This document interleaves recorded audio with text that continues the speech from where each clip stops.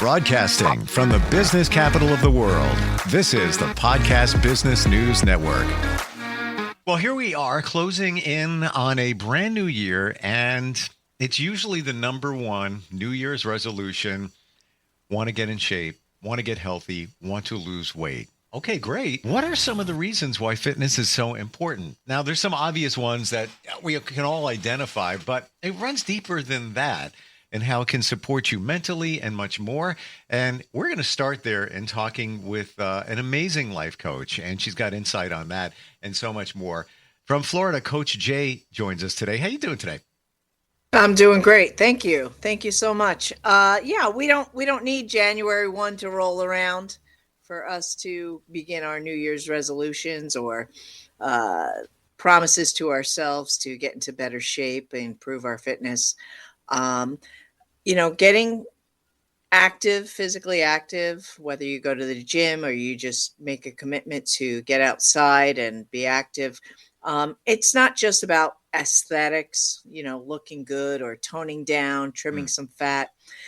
It goes much deeper than that to physiologically, to the cellular level. It regulates our metabolism, hormone imbalance, improves our sleep, our mood. There's so many benefits. I struggle with staying on track. Like I have the goal. I even commit. I'm in a men's group, and we have, we make commitments every week. And my commitment every week is hit the gym at least 4 times for at least 1 hour. And sometimes I'll even push myself and say, all right, I need to get at least 30 minutes of cardio, because I know for me, and I want to drop some pounds, that works for me. But staying committed, yeah, I'll show up, but I don't feel like I'm really digging into what I need to get done. How do you make those habits and then make those habits stick? And I think that would be impactful for people, to even just somebody starting their routine, New Year's resolution. You hear all these different things. Well, it takes 21 days to form a habit and all of that. Enlighten us on that. Well, I think first and foremost, we need to look at ourselves in what gets in our way. What things do we need to look out for? What thoughts do we think in regards to ourself? And just about self-love, we need to have patience with ourselves and be gentle and not so critical of ourselves. We have to kind of approach ourselves as we would someone else, or even a young child when they're starting to do something new, and something new that they need to work on, like walking. You're not going to scold a child for falling down. So, I think it starts with micro management, starting small with small goals. And if that just means looking at your first week, let's say it's Monday. I want to go 4 times this week. I'm hesitant. I'm aware that if I get on my computer, I'm going to create distractions. It's about setting yourself up to not fail, even before you get out the door to go to the gym or to go outside and do that activity. Let's talk about limiting beliefs, because I'm sure that's a big part when you work with people, why they don't move forward. Because as we've talked before, things could be stuck in their subconscious from their childhood or a trauma from back in the day. Is that potentially why somebody's not meeting their fitness goals? They have the best intention, but then there's something over here holding them back. I think there's a lot of things. Limiting beliefs. You really have to get down to that core. So limiting beliefs along the lines of I'm not worthy, or I'm not good enough, or I can't do this. That is about building confidence within oneself along the lines of every aspect of your life, not just getting out and going to the gym. And so that's why it is important to start very small with anything that you start with new. So you start with your first week. Heck, it could even just be your first day at the gym. Just getting there, and the key is you have to do your best to hold yourself accountable to go go out and do that first step and make that first commitment. And then you also need to be loving with yourself and patient with yourself. We get out there and we want to jump into something and we're all excited. And maybe it's not just doing it the first time or the second time. Like you said, it's that bigger commitment. We need to know that it takes time. We need to be patient with ourselves and gentle with ourselves.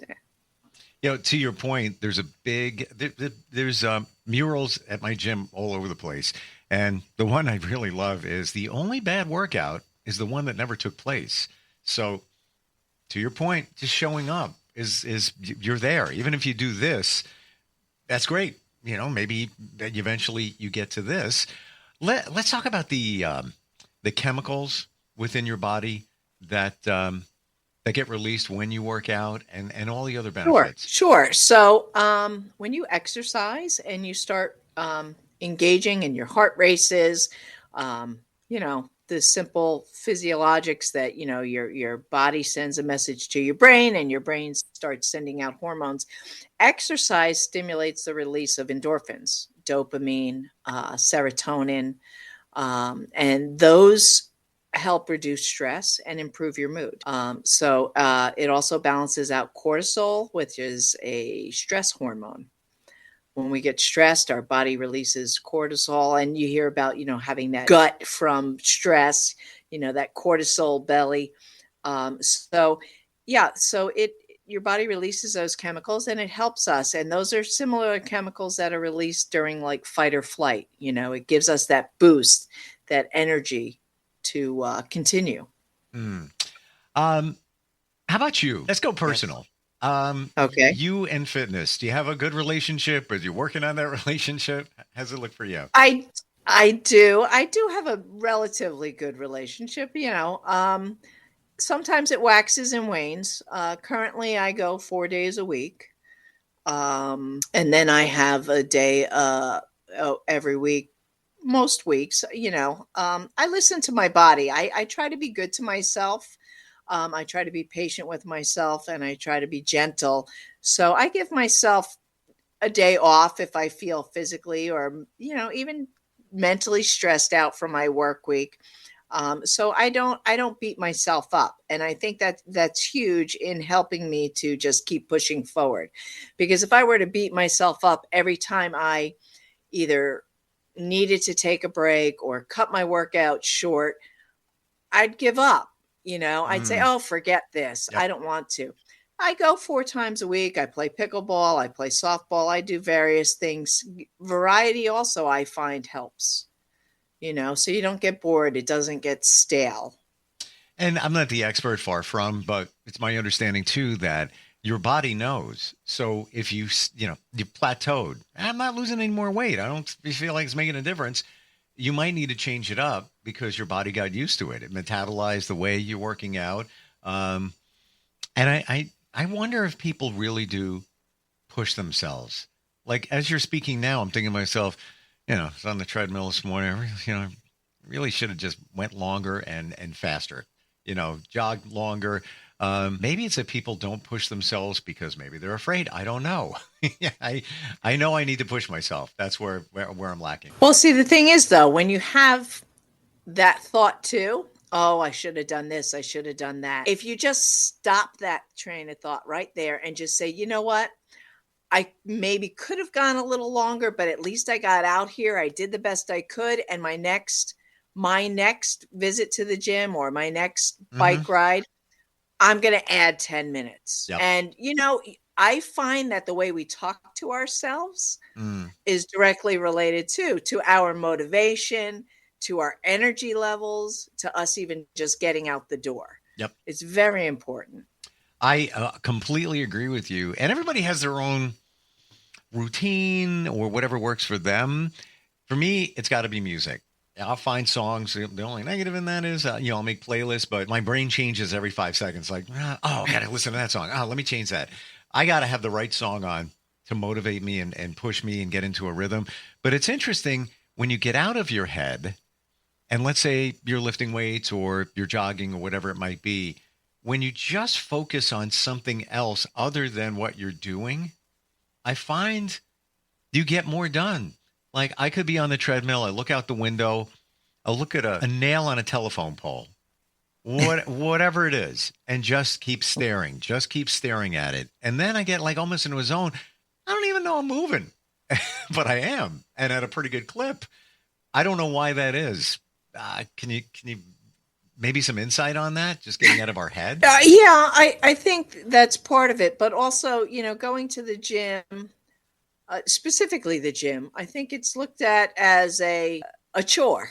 Mm, And so when you're in that present moment and you're on that treadmill and you say you don't have music to entertain yourself, you're stuck with the thoughts in your head. You're mm. stuck with the thoughts there that are saying, oh gosh, I wish this was over. How many more minutes? Yeah, Now I have to move on to this. so true. And we need to not just understand that these are benefits physiologically for ourselves. We need to embrace that. We need to embrace that, um, because it's true. We do best what we enjoy.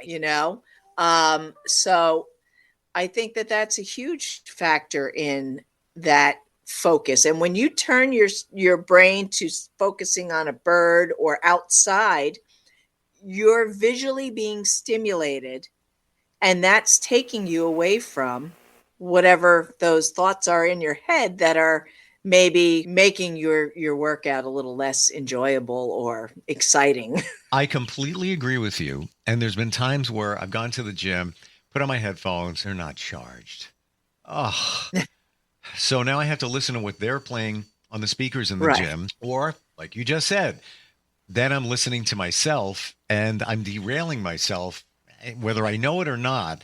And it's just not going to be a good workout. So yeah, you spot on, spot on.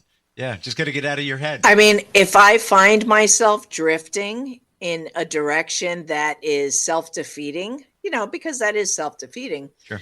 I just try to redirect myself and I focus on the actual exercise at hand. I look at what I'm doing. I look at and I count how many, reps I'm doing, and I focus on, okay, this is going to make me stronger. This is going to make me more agile.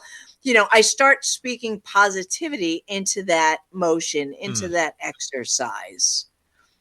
I like that. And pushing yourself with a goal. Like I could be doing it, number of reps. I know I should be doing 10. Sometimes I'm like, this is rough. There's 7. I did 7. We're good. But Right. saying to yourself, you are doing 10. You're not getting out of this. You're doing 10 and let's push on. And when you get down to, to 9, and you're like struggling, don't stop until you get to 10. But I find that works for me.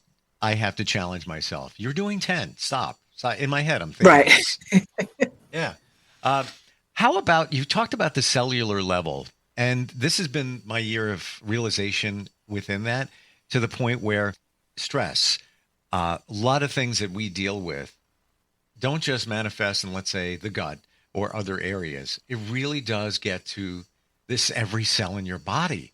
Mind blowing. Can you provide some insight on that, and then maybe even point toward fitness with that? Sure. I'm no chemist. However, I do know that at the cellular level, the mitochondria, the heart of the cell, it Mm, becomes more efficient, and what that does with the efficiency of your cells, um, it get produces more energy within the cell that you can use. It helps with cellular repair. mm.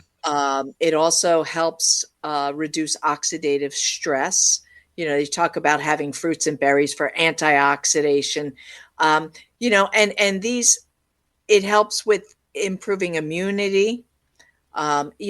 With at the cellular level as well. So it basically it creates a powerhouse, not just an external view of these muscle fibers of being strong and healthy. Internally, it's like working your muscle. These cells get worked up and they get enhanced. Hmm. And, again, we're not chemists and we're not doctors, but, the other benefits for brain health, you might even find Absolutely. yourself, you have more clarity. You can think better after, a workout or a few workouts. It's all these things that we don't realize. We just think of one goal. I need to get healthy. I need to lose weight. That's usually it. And then Right. you kind of lose your steam without realizing all the other things that are going on there. And how many times have you gone to the gym, maybe tired, maybe it's Monday, and you're like, I'll bang this out. An hour later, it's like, I feel really good. Like that was worth it. Just Right. whatever happened, whatever chemicals were released, you just feel better. You feel better about yourself, but also just in general, you feel better. Sure. I mean, we get this, we go to the gym and we start working out and our heart's pumping and our blood's flowing and we got these endorphins and the dopamine flowing and, we're getting blood to our brain, to our toes, everything's getting where you're getting oxygen. The waste and oxygen is being exchanged in the lungs. I mean, it's we're basically filtering ourselves, at a better rate. We're breathing out that carbon dioxide. We're taking in oxygen.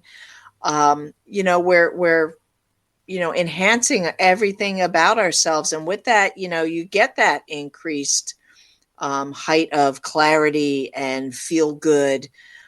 Everything just, when you think about it, everything just systematically and synergistically, meshes together. And yeah, when you go and you just say, yeah, I'm going to bang this one out and just get it done. I mean, the feeling you get when you walk out of the gym, not only because you're like, yay, I'm going home, but I mean, you do feel good. You've got all those chemicals released and your body's thanking you, you Hmm. know? I never thought of it that way. Wow. Wow. It's an interesting when you look at it that way, like you're doing something for your body. It's thanking you and rewarding you by giving you better health, but making you mentally feel better. Your brain operates better. You have more cognitive skills, maybe less of a chance of falling because you have more mobility as opposed to sitting in a chair all day. I'm a firm believer and proof of this that sitting is the new smoking. Okay. Yeah. It really is. Ever since COVID and people working from home and you're not even walking to your car and then walking to the office. You're just walking to the refrigerator while you're working, right? Right. Yeah, it's funny you say that because I was thinking about that when you said about, agility and less falls. And not just sitting is the new smoking. We now have vapes and everything. So people can, smoke wherever now. They can inside, outside, it doesn't matter anymore. Sure. But I really started to dedicate myself to health and fitness a long time ago, but I really started to centralize it more and be more dedicated to it. Ironically, I turned a certain number age wise, and I thought about, being in healthcare, that a lot of deaths are from falls. And it's not because the fall Wow. caused the death, it's because people fall and they become debilitated, they become disabled. And with that, then they enter this decline. Yeah. And depending on where your mindset is as well, that either it quickens your decline or slows it down. But I started working more on flexibility and agility Mm. first and foremost, because my diet's been good. My diet's pretty well maintained, pretty wholesome. So I started working more on flexibility. Because working in healthcare too, it's just any job at this stage. Sure.